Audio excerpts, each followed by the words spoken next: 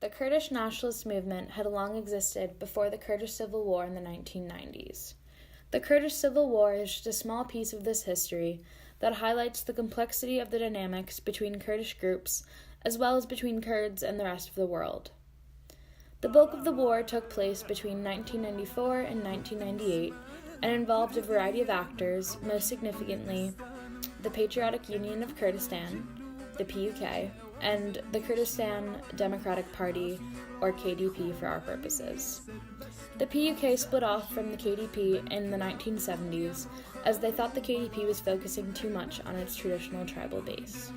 This created two parties, the KDP led by Masoud Barzani and the PUK led by Jamal Talabani. The KDP was seen to be more conservative, feudal, and tribal, while the PUK viewed itself as the more leftist and progressive organization.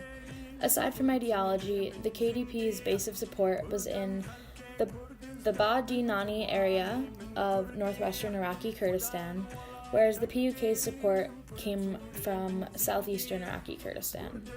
Furthermore, members of the KDP spoke mostly Kurmanji, whereas the PUK spoke Sorani. It's difficult to imagine that these two parties were once a singular party.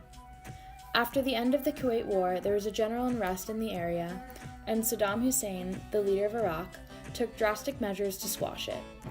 As many as 1.5 million Kurds fled to Iran and Turkey, only to suffer under hostile climates and a lack of provisions in these countries. The Kurdish refugees created large problems in Iran and Turkey, so Operation Provide Comfort was created, led by the President of Turkey. OPC created a safe haven in Iraq where Kurdish refugees would be safe from Hussein's forces. The safe haven was created by instituting a no-fly zone over the area, enforced by U.S. aircrafts out of Turkish air bases. Although this infringed on Iraqi sovereignty, it was backed by the UN Security Council, and this is essentially what earned the Kurdish region in the north of Iraq de facto independence, thereby creating a semi-autonomous state. In May 1992, elections were held in this area, and the vote was split almost entirely down the middle, with the KDP receiving 50.8% of the vote, while the PUK took 49.2%. Clearly, from the beginning of this territory, these two groups were entirely divided.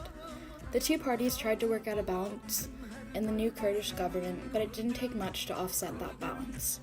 Tensions rose with harsh economic conditions created by U.S. sanctions on Iran, as well as Hussein's sanctions on the Kurdish-controlled region. At this time, the KDP was attempting to maintain a monopoly on import taxes from energy exports to Turkey, and tensions escalated when the PUK tried to get in on these profits. Clashes like these continued, leading up to the Civil War.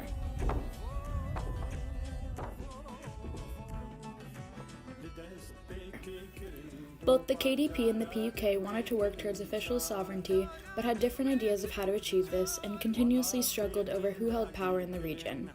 Barzani of the KDP began negotiating with Iraq's leader Saddam Hussein, whereas Talabani of the PUK looked towards Turkey and Iran. The official civil war broke out in 1994 after Turkish military forces launched an attack on PKK bases in northern Iraq within the Barzani territory, and therefore the KDP territory. The PKK, the Kurdistan Workers' Party, were a Marxist radical Turkish-Kurdish group that wanted autonomy in southeastern Turkey, thus why Turkey launched the attack. This is the beginning of a series of conflicts where the Kurds of the KDP and the PUK were seemingly caught in the crossfire. In August of 1994, Iran launched troops into Iraqi Kurdistan to fight Iranian opposition forces. The KDP made claims that the PUK supported Iran in this attack. As Iran's offensive attack went further into the territory, the KDP defended the territory with Iranian and Kurdish exiles and the KDP Peshmerga. Once again, the Kurds are pulled into a conflict and made to form alliances with foreign powers, which only intensified the struggle between the two parties, now rival parties. As the war continues, Barzani of the KDP calls on Hussein to help him capture Erbil, a stronghold in the region. Saddam supposedly agrees to this only because he wants to retake northern Iraq and create military positions within the territory. This prompts a response by the U.S., as the entire point of creating this safe haven was to keep the Kurds safe from Hussein. The self-serving interests of Hussein over the reach of his political power further fuels the war between these two parties. This conflict turned into a U.S.-Iraqi political war when Clinton, the U.S. president at the time, launched missiles into Iraqi military positions. Clinton wanted to make a point to Hussein and show America our commitment to fight, air quotes, vicious dictators of the Middle East. In this way, the Kurds are once again puppets that larger powers use to portray a message to their people and the international audience. With the help of Iraqi forces, the KDP established a KDP-led government in Erbil. Soon after, the PUK captured Soleimania from the KDP with the support of Iran and established their own government there. He said that I am a PUK Peshmerga and I was injured in the Gardanaze, nearly 50 kilometers far from Soleimania. They attacked two PDK positions in that village, and he injured with 3 fellows of him by a small rocket. Through these governments, both the PUK and the KDP claimed jurisdiction over the whole Kurdish-controlled north. Finally, in September 1998, after U.S.-led negotiations, Jalal Talabani and Masoud Barzani signed a peace agreement in Washington, but the government of the Kurdish region remains split between the two rival administrations. Along with ending the war, the peace agreement put responsibility on the Kurds to keep the PKK out of northern Iraq, a clause that also works in favor of Turkey's and Iraq's agendas.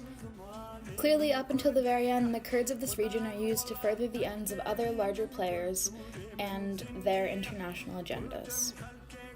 The manipulation of Kurds by foreign powers for their own ends did not end with the end of the war, nor is this manipulation exclusive to these two Kurdish groups.